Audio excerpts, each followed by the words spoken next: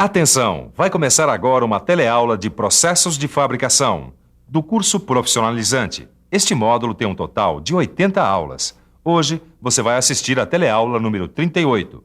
Bons estudos!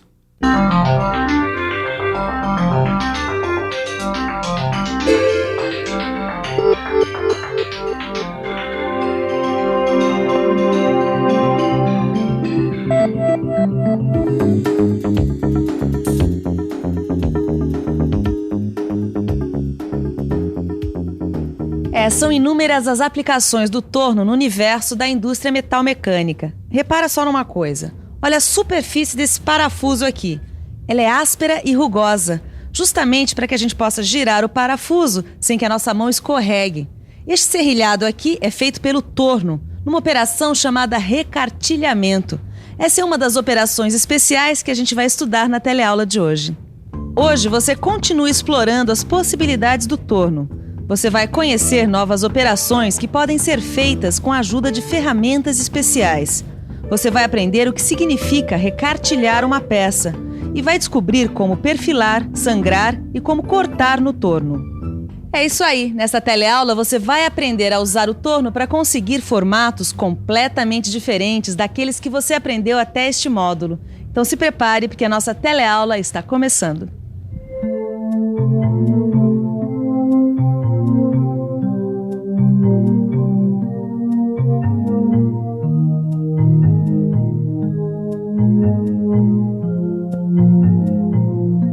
Até agora, neste módulo de torneamento, você aprendeu a fazer vários formatos de peças. Só que até agora as diferenças no torneamento de uma e de outra peça ficavam por conta da posição dos elementos do torno ou dos diferentes acessórios de fixação da peça. Pois hoje nós vamos descobrir que tipo de peça a gente consegue mudando a ferramenta de corte. O que você acha? Que tipo de peça a gente consegue usando uma ferramenta como essa ou então como essa aqui? Vamos descobrir? Bom, essa ferramenta aqui eu sei que serve para recartilhar peças. Aliás, é esse o nome dela, recartilha. Ela é uma ferramenta especial que a gente pode usar no torno para conseguir superfícies serrilhadas, como a do parafuso do alicate de pressão que você viu ainda há pouco. Ela é uma ferramenta especial, porém muito simples. Olha só. As recartilhas são roletes de aço. Repare nas estrias que eles têm. Pois então, durante o recartilhamento, essas estrias penetram no material e deixam ele todo marcado. Dependendo do tipo de peça, a recartilha pode imprimir sulcos paralelos ou sulcos cruzados. É claro que se você precisar de um recartilhamento paralelo ou cruzado, a ferramenta vai ter de ter roletes paralelos ou cruzados. Dá só uma olhada aqui. Viu só como a orientação das estrias varia? Pois então, essa mesma variação pode ser impressa sobre o material que está sendo recartilhado. Pois é, na verdade, a ideia que está por trás da recartilha é muito simples. Teoricamente, é mais ou menos parecido com o que acontece aqui nesse restaurante quando o cozinheiro abre a massa. Severino, por favor, dá para você abrir essa massa, por favor, para a gente dar uma olhada? O rolo passa pela massa, imprimindo nela sua superfície. Como o rolo tem uma superfície lisa, a massa fica lisinha. Bom, agora vamos ver o que acontece quando o cozinheiro utiliza este rolo aqui que a gente estragou de propósito. Por favor, Severino. Olha aí, as irregularidades da superfície do rolo foram impressas na massa. É mais ou menos isso que acontece no recartilhamento. Você tem uma recartilha que vai imprimir no material as formas que estão na sua superfície. É claro que no caso da recartilha, essas formas não são irregulares, são estrias que vão criar uma superfície serrilhada na peça. Não, essa é boa. Eu venho aprender torneamento e essa história acaba em pizza. Pode, com isso. Embora sejam coisas distintas, o raciocínio até que serve. Olha, essa história de recartilhamento eu aprendi direitinho. Mas esse assunto de pizza me deu uma fome. Mas você vai ter que se segurar até o horário do almoço. Mesmo porque antes a gente vai ter que aprender os procedimentos para o recartilhamento. É isso aí, Silva. Vamos ver como é que esse tipo de operação é feita bem de perto. Só que é muito importante lembrar de uma coisa, Caio. O trecho da peça que vai ser recartilhado precisa ser torneado para ficar liso e com um diâmetro menor do que o diâmetro final que a gente quer. Mas espera aí, você quer dizer um diâmetro um pouco maior do que o diâmetro da peça final, é isso? Não, Tito, eu quis dizer um diâmetro menor mesmo. É que no recartilhamento, quando as estrias penetram no material, ele sofre uma deformação que aumenta um pouco o seu diâmetro. A medida do diâmetro a tornear depende do passo das estrias da recartilha. Pois muito bem, para determinar o passo, a gente consulta uma tabela de proporções. E essa tabela leva em consideração o diâmetro e o material da peça, a largura e o tipo do recartilhado. Aí é só diminuir do diâmetro recartilhado um valor igual à metade do passo. Mas afinal, Silva, a gente vai ou não vai ver como é que é feito esse tal de recartilhamento? A operação começa com a fixação da recartilha no porta-ferramenta. Essa é a maneira mais comum de se trabalhar com a recartilha. O conjunto tem de ser fixado de modo que os roletes fiquem à altura do eixo da peça e perpendicular à superfície a ser recartilhada. Aí vem o deslocamento da recartilha até a extremidade, que vai ser recartilhada. O operador verifica as tabelas, seleciona a rotação e o avanço necessários à operação e aciona a máquina. Uma vez ligada à máquina, a gente desloca a ferramenta no sentido transversal em relação à peça.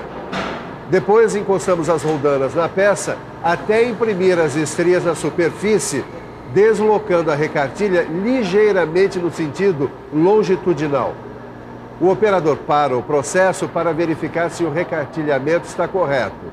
Se estiver, vai em frente. Se não, ele vai precisar repetir as operações. Bom, como está tudo certo, ele aplica forte pressão nos roletes e continua a recartilhar, com o carro avançando automaticamente. Mas não esqueça, o recartilhamento requer uma lubrificação contínua e abundante para evitar danos às superfícies trabalhadas.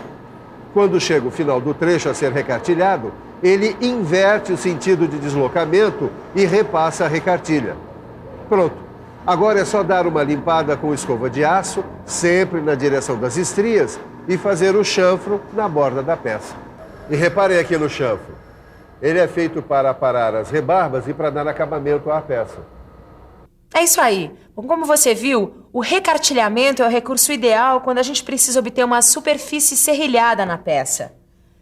Mas e para conseguir uma peça como essa aqui, por exemplo? Repare que ela tem esse perfil côncavo aqui.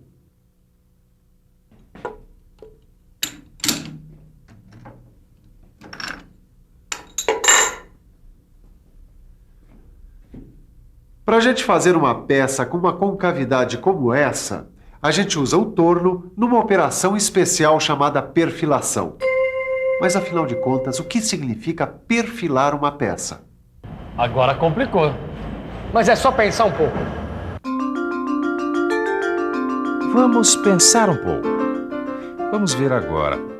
Aí está a peça esperando para ser torneada. Nesse caso, para ser perfilada.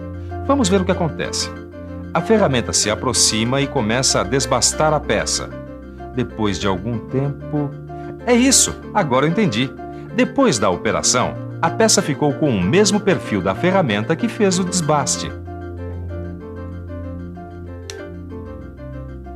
É isso aí. Essa operação exige muita habilidade por parte do operador.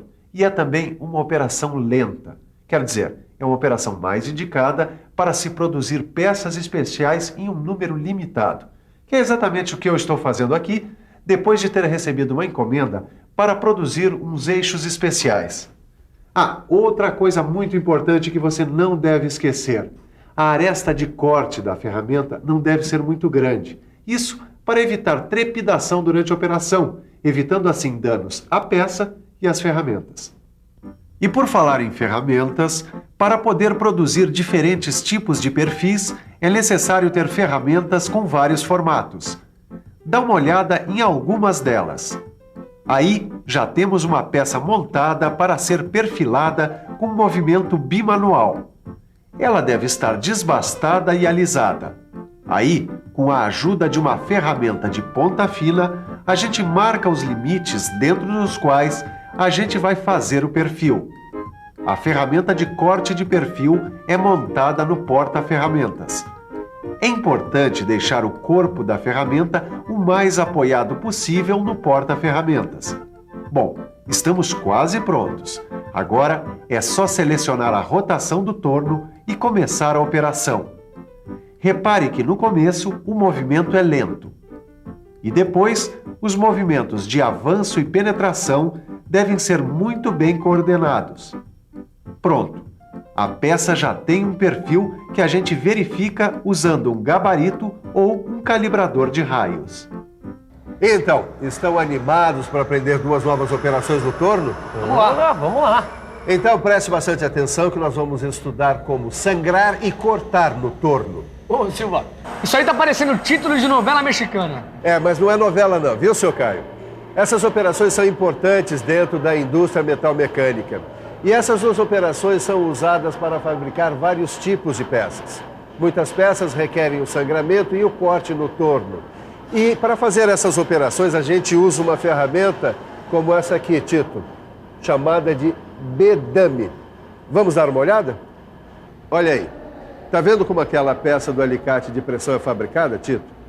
Depois de recartilhar o tamanho correspondente à peça, ele fixa o bedame e o aproxima da peça perpendicularmente. A ferramenta precisa estar muito bem presa ao suporte, porque a pressão de corte é muito grande. Aí, tá vendo? Aí está a operação de corte no torno. A região recartilhada foi separada do resto do material. E a outra operação, Silva? O sangramento no torno. O sangramento é uma operação usada em peças como essa, Caio, que tem canais. Esses canais servem, por exemplo, de alojamento para anéis de vedação, olha, como este aqui. E esses canais, Silva? Eles são obtidos na operação de sangrar? É isso aí. A operação de sangrar é bem parecida com a do corte. A diferença é que a ferramenta penetra menos na peça. Assim, não acontece o corte, apenas o sangramento da peça, formando os canais que a gente viu. Eu tenho certeza de que vocês já sabem, mas nunca é demais repetir, não é mesmo? Depois do torneamento, as medidas do canal devem ser verificadas com um instrumento como esse, o paquímetro. Todas essas ferramentas de corte que a gente viu são válidas para o nosso torno universal. Só que muitas vezes numa indústria a gente encontra um torno como este aqui, que é o torno CNC, quer dizer Comando Numérico Computadorizado. Esta é uma máquina de tornear totalmente automatizada, que realiza operações idênticas às que a gente viu, com uma diferença. Nesse caso, as ferramentas de corte têm características especiais. Estas ferramentas conseguem trabalhar com velocidades de corte maiores, o que possibilita a produção de grandes quantidades de peças em pouco tempo. Elas não precisam de afiação e, quando quebram ou perdem o fio, os gumes cortantes são simplesmente substituídos. E afinal, o que nos interessa aqui é a grande produtividade. Então vamos lá que a revisão nos espera. E atenção, se liga aí que é hora da revisão. Na teleaula de hoje, você aprendeu que o torno pode ser usado para criar superfícies de formatos diferentes, por recartilhamento e perfilação. Você conheceu as ferramentas de corte especiais, que são usadas nessas operações, e viu também como essas operações acontecem. Finalmente, você ficou conhecendo 2 importantes operações do torno: o sangrar e o corte das peças. Na próxima teleaula tem mais torneamento, não perca, hein? E não deixe de consultar o seu livro. Essa aula, por exemplo, tem dicas quentíssimas para você que quer dominar o torno. Bons estudos, hein? Tchau!